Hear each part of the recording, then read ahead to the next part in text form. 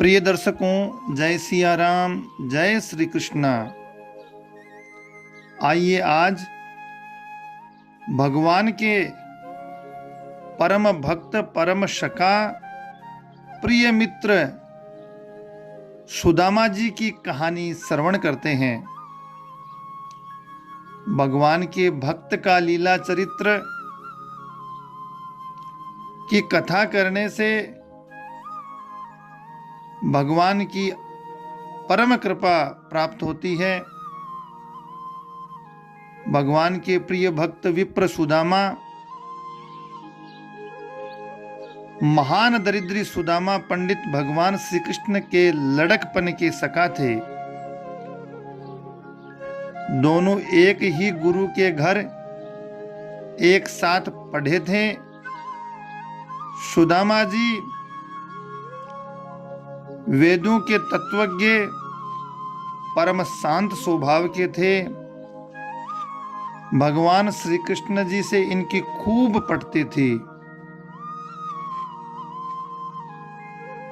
दीनों के साथ ही दीन बंधु की मित्रता हुआ करती है। विद्या पढ़ लेने पर दोनों मित्र अपने अपने घर को चले गए। बहुत दिन बीत गए, आपस में कभी भेंट नहीं हुई। भगवान श्री कृष्ण तो द्वारका के राज राजेश्वर बने, उधर बेचारे सुदामा जी एक टूटी फूटी झोपड़ी के निवासी हुए। सुदामा जी स्वयं जैसे सज्जन थे, वैसे ही उन्हें स्त्री भी मिल गई। दरिद्रता तो उनके घर में साक्षात मूर्तिमान होकर रहती थी, परंतु दंपति हरि भजन करते हुए संतोष से अपना शुद्ध जीवन बिताते थे। धन का लोभ तो था ही नहीं। आवश्यक सामग्रियों के लिए भी वे किसी से कुछ मांगते नहीं थे। प्रारब्धवश जो कुछ भी अपने आप मिल जाता उसी से निर्वाह करते।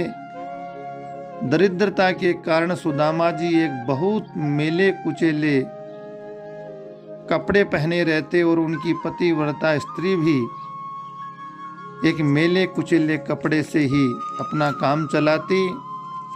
नित्य भोजन न मिलने के कारण पति की भांति स्त्री भी उन्हीं के साथ साथ भूख का अपार कष्ट सहन करती, परंतु पति से वह कुछ भी नहीं कहती थी। पति पत्नी का स्वभाव और उनकी भक्ति अद्भुत थी। दंपति इस प्रकार अपना सात्विक जीवन बिताते। सुदामा जी समय समय पर अपनी पत्नी को अपने बाल्यकाल की कथा सुनाया करते। गुरुजी के घर की बात चलने पर भगवान श्री कृष्ण की स्मृति होते ही प्रेम में मग्न हो जाते। प्रिय सखा की स्मृति से उनके रोमांच हो जाता, आंखें डबडबा आती, वाणी गदगद हो जाती। बड़ी कठिनता से वे रोते रोते अपने मित्र की मनोहर लीलाएं सुनाते। पत्नी भी उन्हें सुनकर मुग्ध हो जाती। एक समय ऐसा हुआ कि कई दिनों तक लगातार अन्न नहीं मिला। भूख के मारे बेचारी ब्राह्मणी का मुख सूख गया। बच्चों की दशा देखकर उसकी छाती भर गई। उसने मन में सोचा कि जगत के एकमात्र निधि, संपूर्ण ऐश्वर्य की खान भगवान जिसके मित्र हैं, उसके बाल बच्चे यूं भूख के मारे प्राण दे दें, ये बात तो ठीक नहीं है। उसने अपने हृदय का भाव पति से कहना चाहा, परंतु साहस नहीं हुआ। थोड़ी देर के लिए वह रुक गई। बच्चे फिर खाने को मांगने लगे। माँ की ममता उमड़ पड़ी, मात्र स्नेह उमड़ा। दरिद्र पीड़िता दुखिता ब्राह्मणी से अब नहीं रहा गया। वह डर से कांपती कांपती पति के समीप जाकर विनम्र शब्द से बोली कि मैं जानती हूँ साक्षात लक्ष्मीपति ब्राह्मणों के हितकाली शरणागत पालक भगवान श्री कृष्ण आपके मित्र हैं। आप उनके निकट जाइए। आप परिवार वाले हैं, कुटुंबी हैं, दरिद्रता के कारण कष्ट पा रहे हैं। वे आपको अवश्य ही प्रचुर धन देंगे। इस समय वे श्री द्वारिका जी में विराजते हैं। हे पति परमेश्वर, वे जगत गुरु अपने चरण कमलों का स्मरण करने वालों को जब सब कुछ दे देते हैं, तब अपने परम भक्त, अपने परम मित्र आपको उनसे धन मिलने में तो संदेह ही क्या है। प्रभु, मैं जानती हूं कि आपको धन की रत्ती भर भी चाह नहीं है, परंतु धन बिना गृहस्थी का निर्वाह होना बड़ा कठिन है। घर गृहस्थी बिना धन के नहीं चलती। मेरी समझ से आपका अपने प्रिय मित्र के पास जाना आवश्यक भी है और इस समय उचित भी है। सुदामा जी ने सोचा, ब्राह्मणी दुख से घबरा गई, भगवान की इस परीक्षा से घबरा गई है और धन के लिए मुझे वहां भेजना चाहती है। उन्हें इस कार्य के लिए मित्र के घर जाने में बड़ा संकोच हुआ। उन्होंने मना कर दिया। ब्राह्मणी ने कहा, ये तो ठीक है, परंतु यहाँ पर तो भिक्षा भी नहीं मिलती, और मेरी तरफ न देखें तो अपने बालकों के मुंह की तरफ तो देखिए। मुझे धन नहीं चाहिए। मैं नहीं कहती कि आप उनसे राज्य या लक्ष्मी मांगे। अपनी इस दीन दशा में एक बार वहां जाकर आप उनसे मिल तो आइए। सुदामा ने जाने में बहुत आनाकानी की, परंतु गृह लक्ष्मी ने चतुराई से काम लिया और अंत में कहा कि इसी बहाने आपके मित्र से भी आपकी मुलाकात हो जाएगी। चलो आप भगवान से मिलने तो जाएं। अब की बार सुदामा जी पिघल गए और उन्होंने विचार किया कि चलो इसी बहाने भगवान श्री कृष्ण के दुर्लभ दर्शन का परम लाभ भी हो जाएगा। और सुदामा जी ने जाने का निश्चय कर लिया। परंतु अब एक समस्या और खड़ी हो गई कि खाली हाथ कैसे जाएं। उन्होंने अपनी स्त्री से कहा, हे कल्याणी, यदि कुछ भेंट देने योग्य सामग्री घर में हो तो लाओ। पति की बात तो ठीक थी, परंतु ये बेचारी क्या देती। सुदामा को तो भगवान श्री कृष्ण प्रेम की मस्ती में कई दिनों की भूख का भी पता नहीं था, परंतु ब्राह्मणी को तो अपने परिवार की, घर की हालत का पता था। उसे तो रत्ती रत्ती का मालूम था। सुदामा के टूटे छप्पर की फूटी हंडिया में अन्न की कण भी नहीं था। ब्राह्मणी चुप हो गई, परंतु आखिर ये सोचकर कि कुछ दिए बिना तो सुदामा जी जाएंगे नहीं, वह बड़े संकोच से पड़ोसन के पास गई। आशा तो नहीं थी, परंतु भगवत कृपा से पड़ोसन ने दया कर दी और 4 मुट्ठी चावल उसे दे दिए। ब्राह्मणी ने उनको एक मेले कुचेले कपड़े में बांधकर भगवान श्री कृष्ण की भेंट के लिए पति को दे दिया।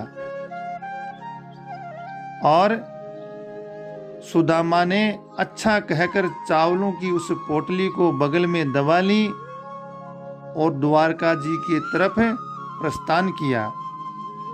बहुत दिनों के बाद प्रिय मित्र से मिलने से होने वाले आनंद की सुंदर सुंदर कल्पना करते हुए निष्काम भक्त सुदामा जी द्वारका जी पहुंच गए। सुदामा जी तो द्वारका का ठाट बाट देखकर ही चकित हो गए। यह ब्राह्मण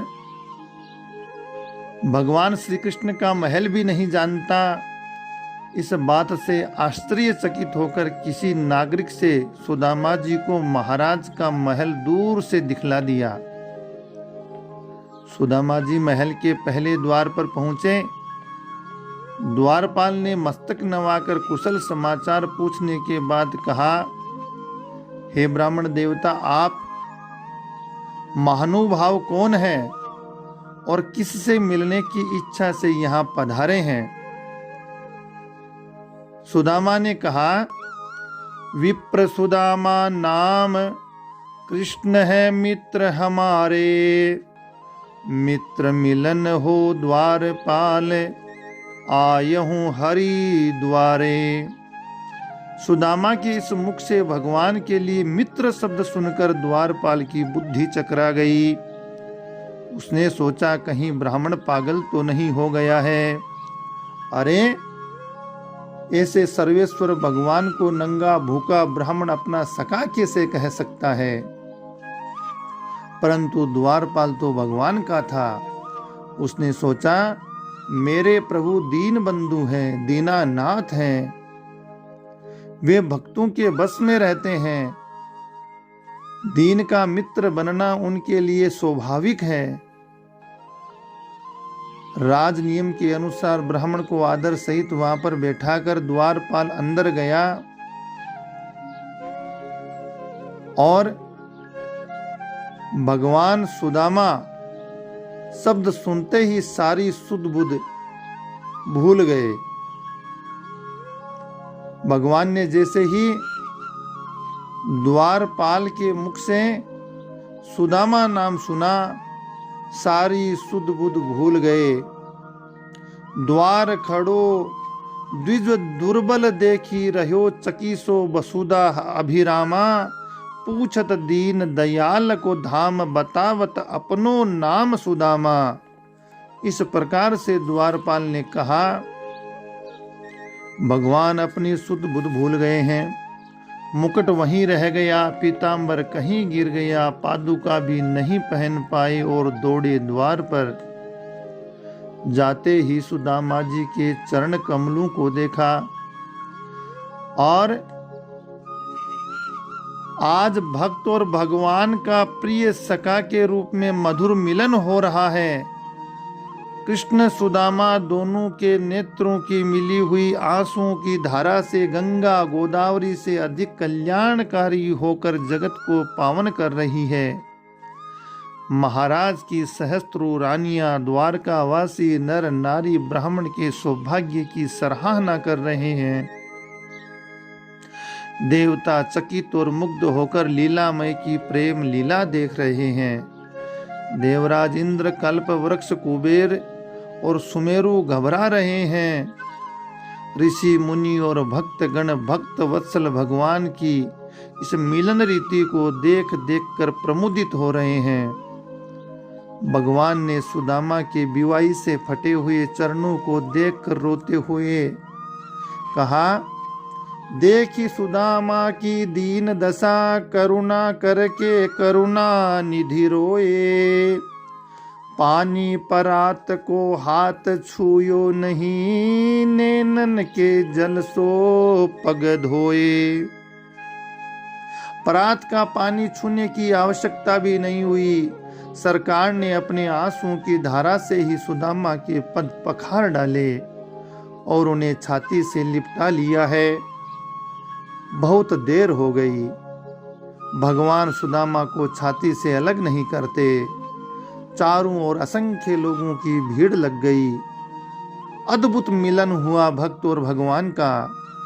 अंत में उद्धव और अक्रूर ने आकर भगवान से प्रार्थना की, तब भगवान सुदामा जी के गलबाही डाले हुए उन्हें अंतःपुर में ले गए।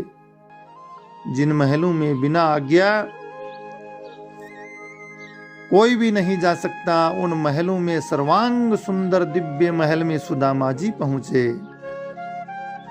भगवान श्री कृष्ण अच्युत भगवान ने प्रिय बंधु सुदामा को आदर सहित ले जाकर अपने दिव्य पलंग पर बिठाया और पूजन सामग्री स्वयं अपने हाथ से संग्रह करके अपने ही हाथों से उनके चरणों को धोकर उस जल को पूरे मस्तक में छिड़कवाया, पूरे महल में छिड़कवाया। रुक्मणी जी ने कहा मैं भी चरण पखारूंगी। भगवान ने कहा ठीक तो है, सब रानियां पखारें। चरणोदक को महलों में छिड़क करके पवित्र किया गया। इसके बाद सब रानियों ने भी ऐसा किया। भगवान ने अपने प्रिय मित्र के शरीर में दिव्य वस्त्र धारण करवाए, सुगंधित इत्र लगाया गया, दिव्य भोजन कराया गया, पान सुपारी दी गई। ब्राह्मण सुदामा का शरीर अत्यंत मलिन और क्षीण था। देह भर में स्थान स्थान पर नसें निकली हुई थी। वह फटा पुराना कपड़ा पहने हुए थे, परंतु भगवान ने आज उन्हें दिव्य वस्त्रों से सुशोभित किया। परंतु भगवान के प्रिय सखा होने के कारण साक्षात लक्ष्मी का अवतार रुक्मिणी जी अपनी सखी देवियों सहित हाथों में चंवर लिए और अपने हाथों से उस परम दरिद्र भिक्षुक ब्राह्मण की बड़े चाव से सेवा पूजा करने लगी। भगवान श्री कृष्ण सुदामा का हाथ अपने हाथ में लेकर लड़कपन की, बचपन की, गुरुकुल की मनोहर बातें करने लगे। बाल्यकाल की एक गुरु सेवा और गुरु स्नेह की सुंदर कथा भगवान ने सुदामा को याद दिलाई। सुदामा भगवान की वाणी सुनकर अत्यंत प्रसन्न हुए। उन्हें धन की कामना तो पहले ही रत्ती भर भी नहीं थी, परंतु उनके मन में यदि कहीं छिपी हुई किसी सूक्ष्म कामना की कोई कल्पना भी की जा सकती थी तो वह अब नष्ट हो गई। सुदामा जी बोले कि हे देव, हे जगत गुरु, आप सत्य संकल्प हैं। सौभाग्यवश गुरुकुल में मैं आपका संग पाकर कृतार्थ हो गया।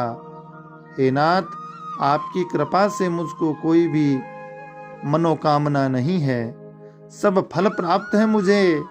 संपूर्ण मंगलों की उत्पत्ति का स्थान वेदमय ब्रह्म आप ही हैं।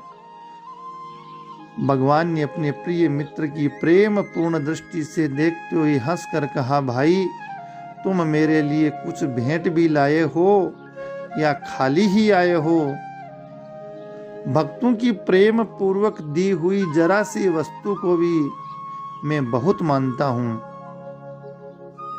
क्योंकि मैं प्रेम का भूखा हूं, मैं प्रेम का पुजारी हूं। ऐ भक्त के द्वारा दी गई अपार सामग्री भी मुझे संतुष्ट नहीं कर पाती, परंतु प्रेम से दी गई सामग्री से मैं संतुष्ट होता हूं।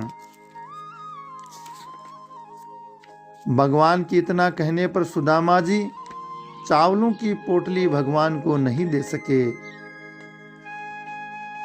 भगवान की अतुल राज संपत्ति और वैभव देखकर भगवान के सामने सुदामा जी को चावल देने में बड़ी लज्जा हुई।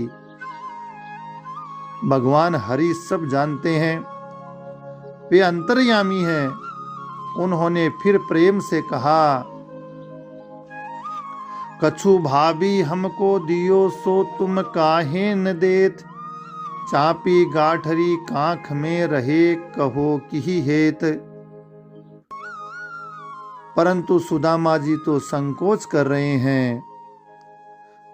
सुदामा जी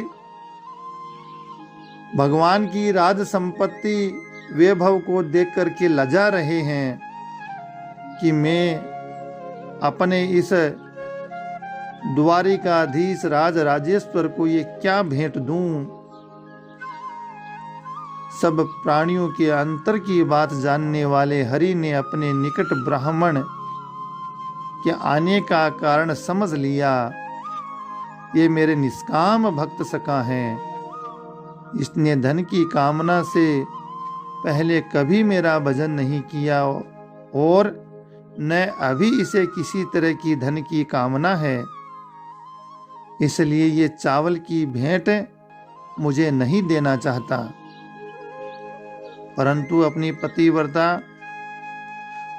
पत्नी की प्रार्थना से मेरे पास आ गया है, अतः इसे मैं वह भोग और मोक्ष संपत्ति दूंगा जो देवताओं को भी दुर्लभ है। यूं विचार करके भगवान ने कहा, ये क्या छिपा रखा है तुमने? कहकर जल्दी से सुदामा जी की बगल में दबी हुई चावलों की उस पोटली को जबरदस्ती खींच लिया है। पुराना फटा कपड़ा था, पोटली खुल गई है, चावल चारों ओर बिखर भी गए हैं, परंतु भगवान बड़े प्रेम से उन्हें अब खा रहे हैं। हे सखे, यही तो मुझको अत्यंत प्रसन्न करने वाली प्यारी भेंट सामग्री है। ये चावल मुझको और मेरे साथ ही समस्त विश्व को तृप्त कर देंगे। यूं कहकर एक मुट्ठी चावल चबा गए, उसके दिव्य स्वाद की सराहना करने लगे। एक गरीब भक्त ब्राह्मण की इस भेंट की भी वो सराहना कर रहे हैं।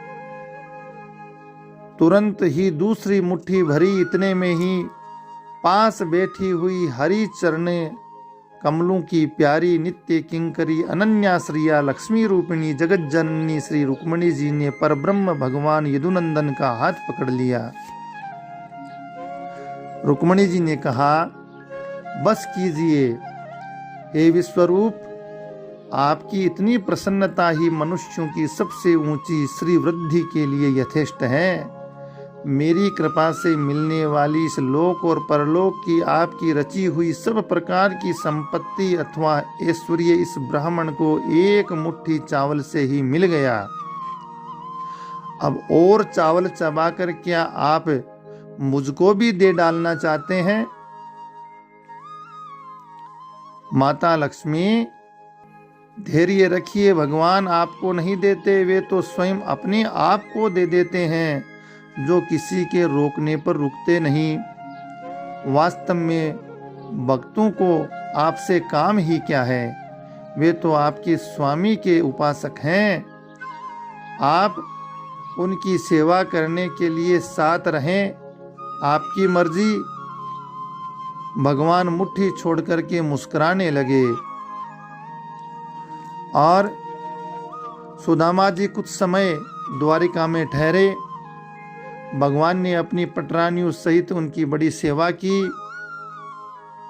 श्री कृष्ण मिलन का अतुल सुख भोग करके सुदामा जी भगवान की आज्ञा लेकर घर की ओर चल पड़े।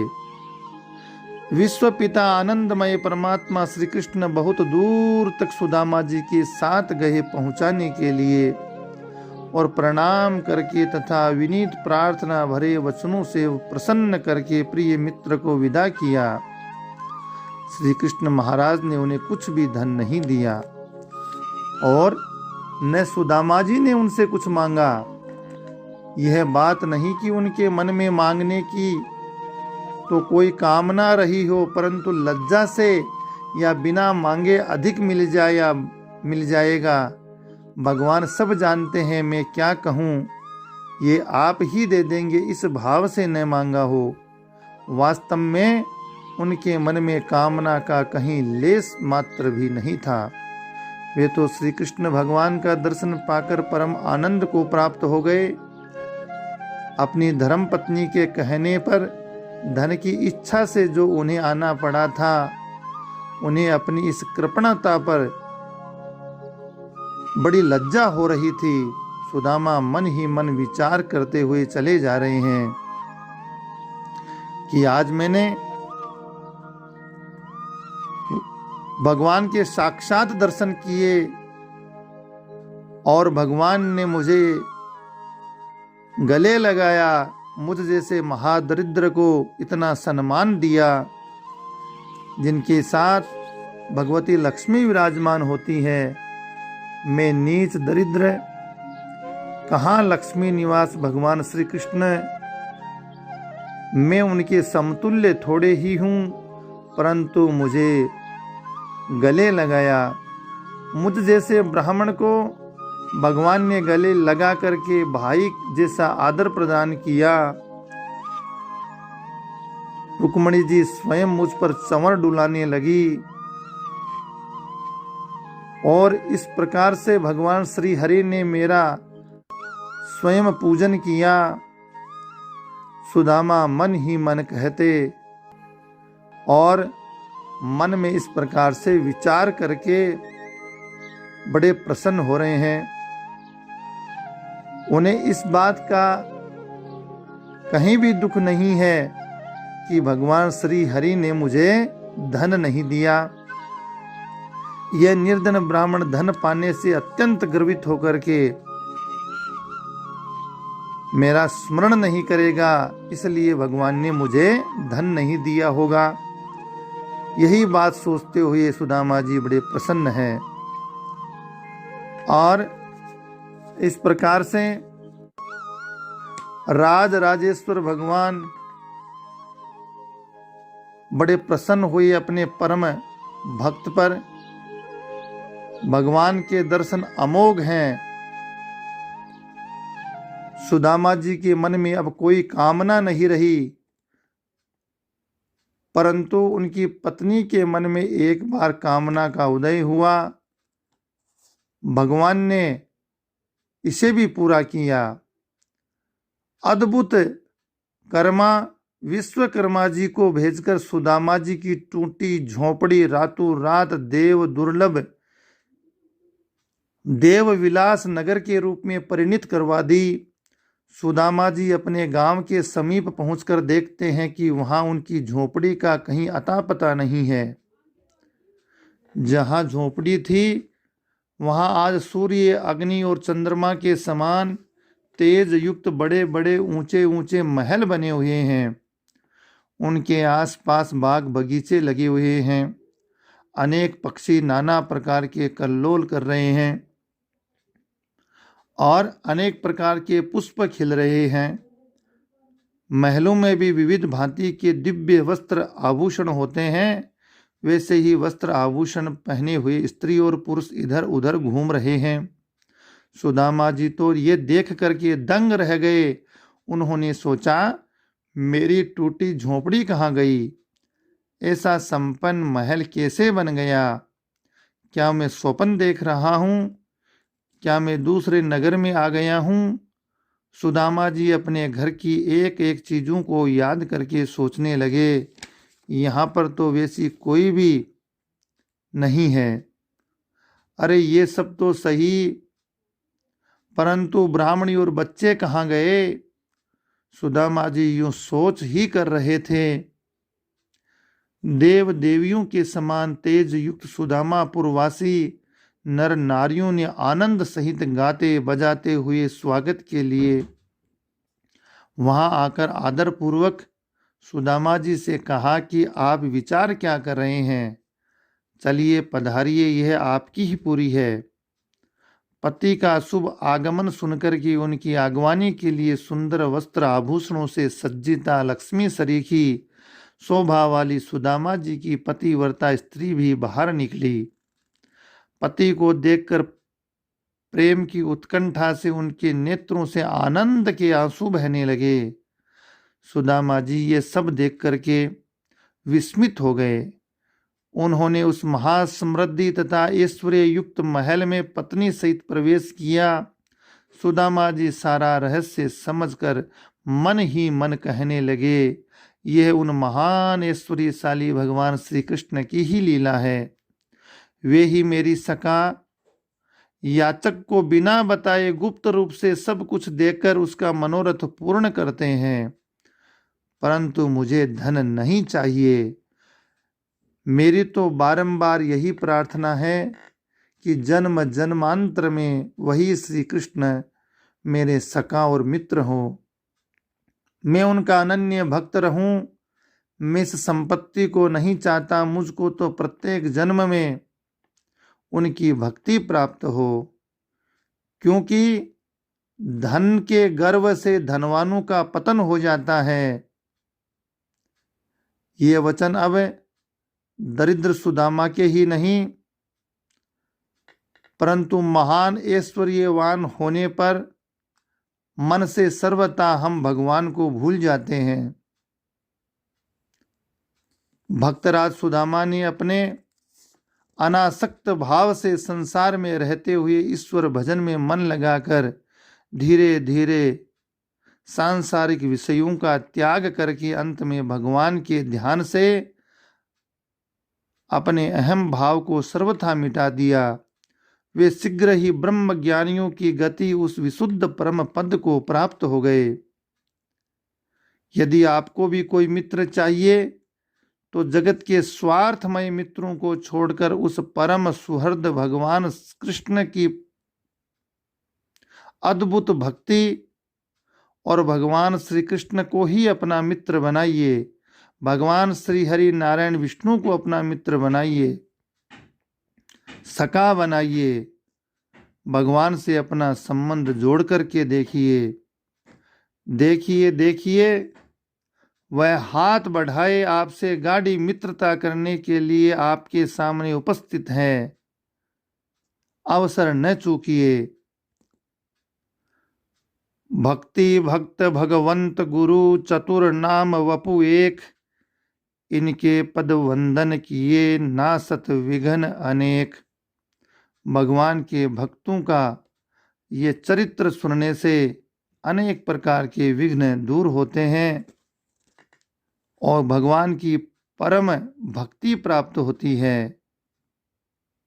बोलो भक्त और उनके भगवान की जय हो।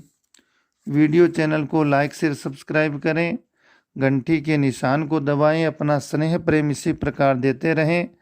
जय सिया राम, जय श्री कृष्णा।